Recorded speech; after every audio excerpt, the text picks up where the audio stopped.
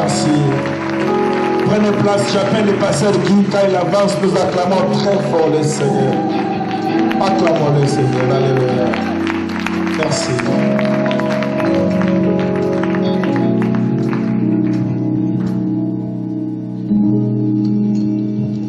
Alléluia. Alléluia. Amen. Nani mokonzi? Nani mokonzi? Ceux qui sont mokonzi, bételier ma boko. Si Jésus est Seigneur, nous acclamons très fort. Alléluia. Je crois que les pasteurs ont déjà parlé de quelqu'un qu'on appelle Abraham. Amen. La Bible dit il était devenu l'ami de Dieu. Amen. Amen. Alors nous allons lire dans le livre de Genèse chapitre 15. Comme je ne sais pas, ma lunette, j'ai oublié. Genèse 15, verset 2 à 6. Je vais lire. La Bible dit, Abraham répondit, Seigneur l'Éternel, que me donneras-tu? Je m'en vais sans enfant. Et l'héritier de ma maison, c'est Eliezer de Damas. Et Abraham dit, voici, tu ne m'as pas donné de postérité, et celui qui est né dans ma maison sera mon héritier. Alors la parole de l'Éternel lui fit adresser ainsi, ce n'est pas lui qui sera ton héritier, mais celui qui sortira de tes entrailles, qui sera ton héritier. Et après avoir conduit dehors, il dit, regarde vers le ciel et compte les étoiles si tu les peux. Si tu peux les compter. Et il lui dit, telle sera ta postérité. Abraham mit confiance à l'Éternel qui lui invita à justice. Alléluia.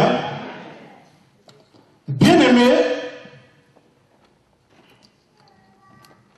chaque enfant de Dieu a quelque chose en lui qu'on appelle la promesse. Alléluia.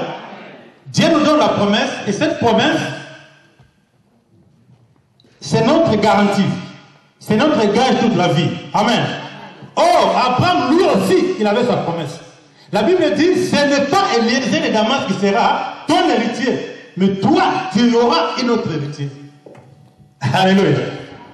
Quand les promesses tardent à venir, à s'accomplir, qu'est-ce qui se passe? On commence à regarder autour de nous. Alléluia. Est-ce que mon bal d'amour est aïe? Amen. Est-ce qu'il y a beaucoup de questions? Abraham aussi se posait des questions. Parce qu'il avait la promesse. Alléluia. Or, Eliezer, c'était quelqu'un qu'il avait acheté comme esclave. Mais lui, il pensait que Eliezer était son héritier. Alléluia. Qu'est-ce que je veux dire par là? Je vais vous dire que quelqu'un peut avoir des promesses. Oui, mais cette promesse doit être scellée. Alléluia. Abraham aussi avait la promesse. Mais il lui manquait quelque chose. Alléluia. Abraham a eu cette promesse. Abraham a fait 24 ans avec la promesse. 24 années. Mais il n'avait pas toujours son héritier. Alléluia. Mais les 24e année, Abraham a reconnu quelque chose. Combien d'années? 24 années. Un jour, dans les 24e année, Abraham voit des envoyés de Dieu. Abraham voit des serviteurs de Dieu.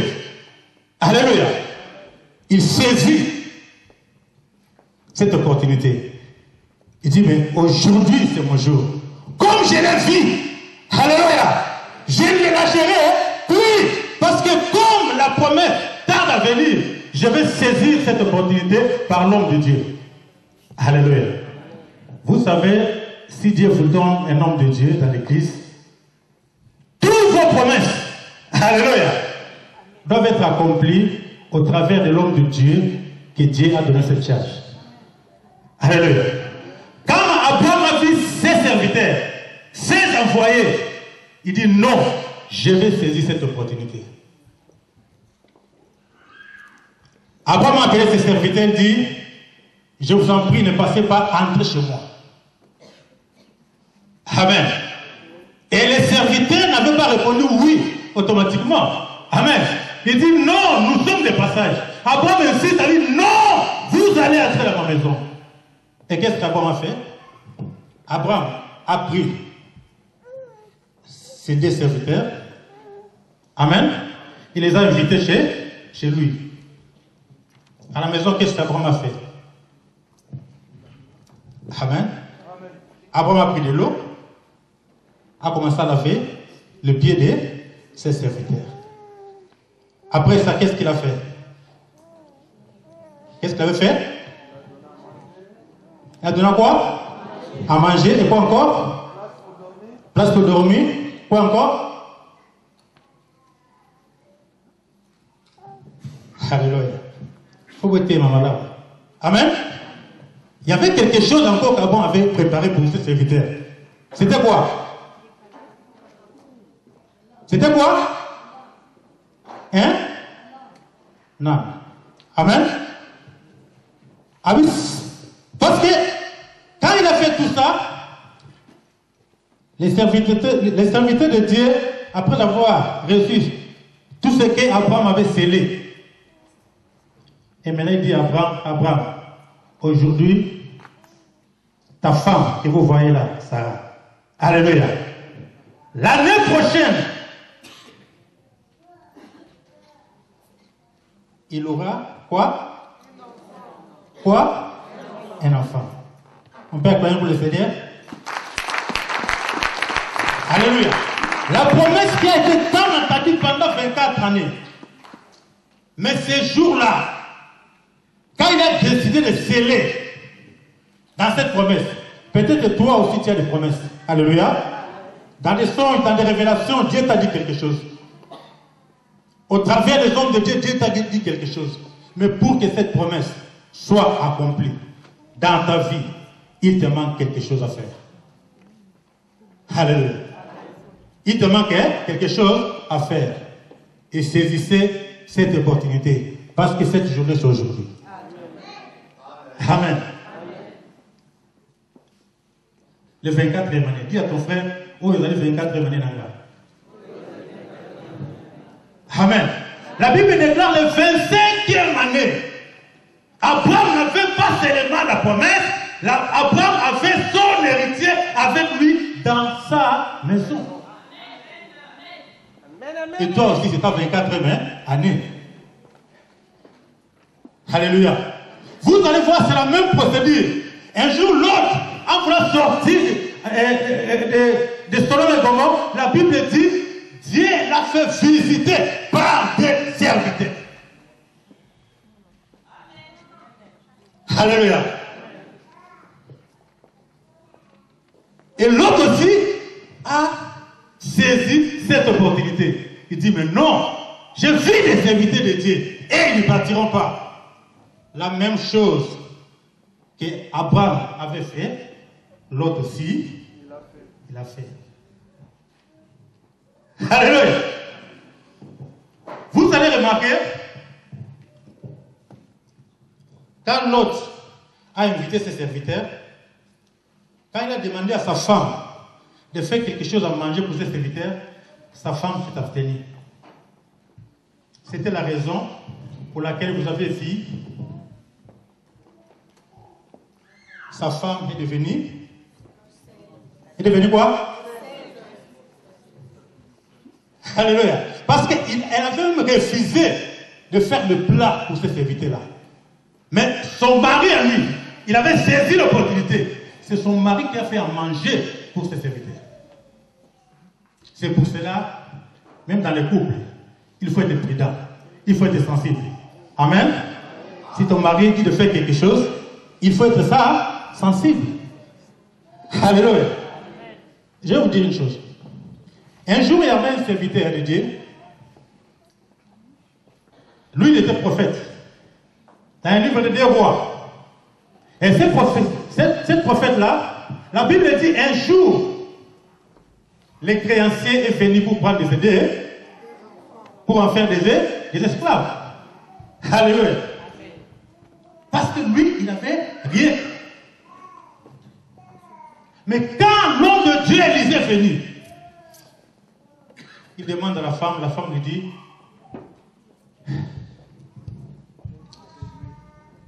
mon mari était aussi un prophète.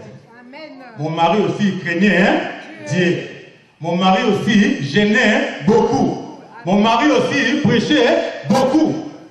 Mais l'héritage que mon mari m'a laissé, ce sont des dettes. Mais il était un serviteur de Dieu. Alléluia. La spiritualité ne suffit pas. Alléluia. Lui qui craignait Dieu, lui qui était un prophète comme moi, lui qui avait l'onction sur lui, qui avait l'huile sur lui, mais il avait laissé l'héritage des dettes à ses enfants. Alléluia. Bien aimé, un jour, il y avait Lazare et les riches. Amen. Dans les séjours des morts, ils sont rencontrés. Alléluia. Et les riches disent à notre père Abraham, est-ce que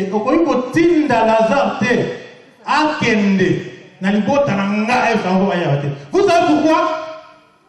Parce que Lazare, la complexe de pauvreté, l'a suivi jusqu'au ciel.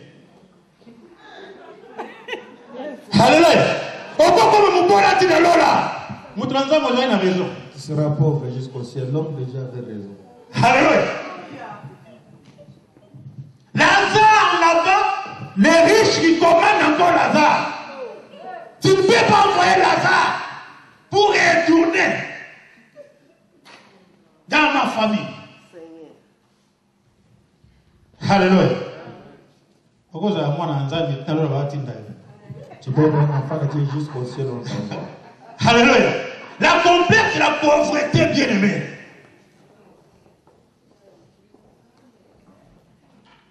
Il y a bon. Alléluia. Je voulais que tu saisisses cette opportunité. Alléluia. Amen. Dieu bénit seulement avec ses procédures, avec ses principes. Amen. Alléluia. Amen. C'est pour cela Abraham lui aussi, il voulait être béni. Il avait scellé quelque chose. C'est à toi de sceller aujourd'hui. Alléluia. Même en question de dîme, vous allez remarquer le même Abraham, comme il avait toujours besoin de bénédiction. Ce type-là, c'était notre modèle. Amen. La Bible dit que c'est le supérieur qui bénit l'inférieur. Mais Abraham, qui le bénira? Parce que lui, il est supérieur. La Bible dit, Dieu a envoyé Melchisedec. Melchisedec avait sans père, ni mère. Après, tant que dit moi, Ali Monaï. Alléluia. Cela veut dire que c'est Dieu lui-même qui a apparu à Abraham. Personne n'a pas d'engaï. Donne-moi ma part. Alléluia. C'était Dieu lui-même. Comme Abraham, lui, il était supérieur. Il pouvait être béni par un supérieur. C'est pour cela que vous allez voir dans la Bible, mais je sais que c'était rien que 2 fois. Alléluia. Dans le livre d'Hébreux et dans le livre de Genèse. Pourquoi? Parce qu'il est apparu seulement pour prendre la dîme à Abraham. C'était le principe de la bénédiction. C'est pour cela que Dieu a élevé Abraham. Dieu a béni Abraham. Il a dit, ce n'est pas Élisée de Damas qui sera ta postérité, mais celui qui naîtra, qui sortira dans tes entrailles. Dis-moi, t'es bogué? J'ajoute 3 minutes, comme ça on comprend bien la 25e heure. Alléluia. Et vous avez remarqué 25e année. 25e. C'est maintenant Dieu dit, celui qui te bénira, toi, sera béni. Et celui qui te maudira sera maudit. Parce que Dieu avait accompli sa parole, parce que Abraham, lui aussi, il avait scellé toutes ses promesses. Et toi, tes promesses, tu vas les sceller car. La Bible dit aujourd'hui, si vous entendez sa voix, n'endurcissez pas votre cœur. Aujourd'hui, si vous entendez sa voix. Vous savez, quand le pasteur parlait de la salle,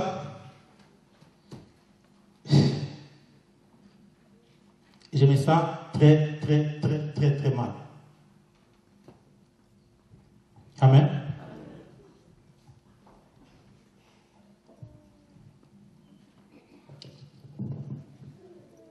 La complexe des pauvretés peut te suivre jusqu'au ciel. Abraham était devenu plus grand. Et dans le même paragraphe, vous allez voir dans le livre de Genèse, Abraham maintenant, Dieu dit à Abraham, ta postérité possédera les portes de ses ennemis. Ta postérité possédera les portes de ses ennemis. Amen. Or, pour être la postérité d'Abraham, il faut être en Jésus. Alors, si on est en Jésus, l'autre, lui, il a pris le modèle où? Avec Abraham. Mais si tu es réellement la postérité d'Abraham, si tu es réellement la postérité d'Abraham, tu feras tout ce que, selon le modèle qu'Abraham faisait. Alléluia. Toutes les promesses, je dis bien, toutes les promesses que Dieu avait données à Abraham, c'était promesses. Amen. On va lire Galates chapitre 3, verset 29. Je termine par là. Galates chapitre 3, verset 29. Qu'est-ce que dit la Bible?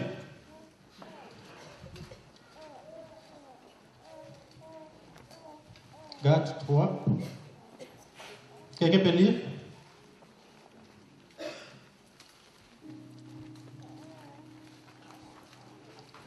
Moi, sans ma lunette, c'est un peu compliqué. On va lire Galates, chapitre 3, verset 29. Nous lisons au nom de Jésus-Christ. Et si vous êtes en Christ, vous êtes donc la postérité d'Abraham, héritier selon la promesse. Alléluia. Si, c'est conditionnel. Amen. Si vous êtes en Christ, vous êtes donc la postérité d'Abraham. Amen. Mais on ne peut pas être la postérité d'Abraham, alléluia, en faisant contraire à ce qu'Abraham faisait. Amen. Alléluia. Amen. Si vous êtes en Christ, alors qui est en Christ ici? C'est presque tout le monde, n'est-ce pas? Alors si vous êtes en Christ, vous êtes automatiquement postérité d'Abraham, héritier. C'est pas moi qui dis. Héritier selon quoi? Selon la promesse. Alors aujourd'hui, c'est le jour pour entrer dans la promesse. C'est ce que Dieu avait dit à Abraham. Aujourd'hui. Amen. Si vous voulez sortir, donc quelqu'un qui n'entre pas dans cette promesse, il n'est pas en Christ. Parce que la Bible dit, si vous êtes en Christ, vous êtes donc la postérité d'Abraham. Alléluia. Kolonaye na yo, lolenge na zali na yo, kolonaye na yo, lolenge na zali. Je viens à toi, Seigneur, je viens à toi. Je viens à toi, tel que je suis. Tu viens tel que tu es devant le Seigneur. Scellez ta promesse. Parle à ton Dieu. Dis-lui aujourd'hui, comme Abraham, moi aussi je vais sceller.